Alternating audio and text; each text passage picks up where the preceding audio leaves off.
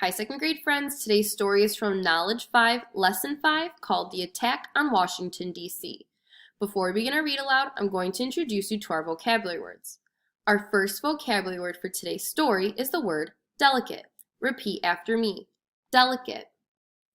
Delicate means easily broken or damaged. The next vocabulary word is the word perched. Say perched. Perched means to sit on top of something, especially on a place from which it is easy to fall. And our last vocabulary word is the word quench. Say quench. Quench means to put something out or to lessen or to reduce it. After they helped Grandfather Lafitte get fresh water for the horses, JP and Adele led them out into the pasture. Then the children hurried back into the barn and perched themselves on some bales of hay while Grandfather oiled his favorite saddle. "Now are you going to tell us about what happens next?" asked Adele, as she climbed up even higher on the hay bales. "I sure am," Grandfather responded. "If you remember, the British had a three-part plan. Well, attacking Washington, D.C. was the next part of that plan. The British believed that capturing the capital city would make the United States think hard about surrendering. They put their plan into action in the summer of 1814. They sent an army of about 4,000 men to the capital.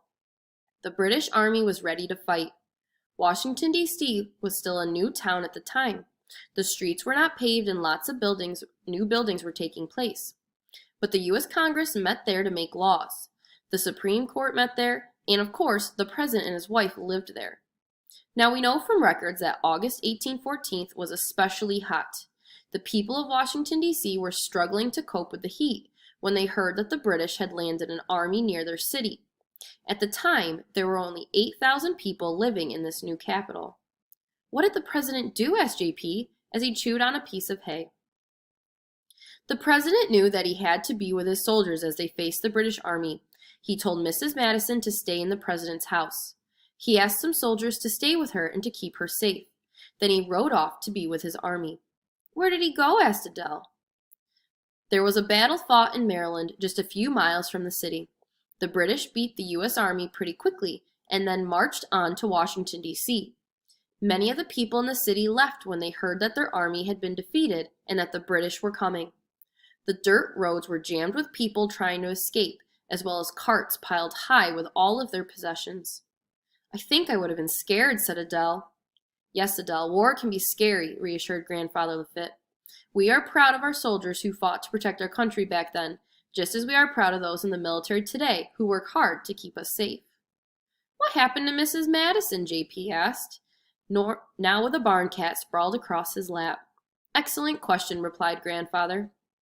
Mrs. Madison had waited to see what would happen.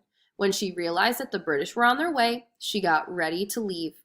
She wanted to try to save some of her things, but she did not know what to bring with her. The president's house contained so many beautiful and valuable items, but she knew she could not take everything.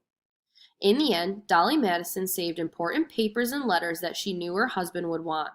At the last minute, a painting of George Washington was also saved. With the British army so close, they did not have time to carefully remove the canvas from the frame. Instead, the painting and the frame were taken off the wall. Dolly Madison and others in the president's house made it out of the house just in the nick of time, and George Washington was saved. "What happened when the British soldiers got there?" asked JP, as he petted his new friend, the barn cat. "The British broke down the doors and rushed inside. It seems Mrs. Madison had set the table for Mr. Madison and his men. Some of the British soldiers later described finding a large table in the dining room set for 40 guests. They described the crystal glasses, shimmering silverware, and delicate china.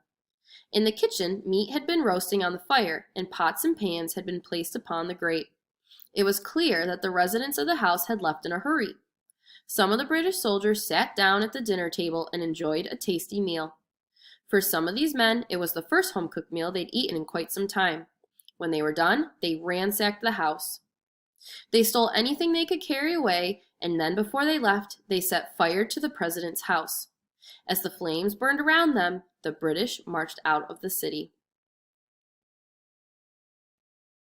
"Was everything ruined?" asked Adele, from atop the bays of hail.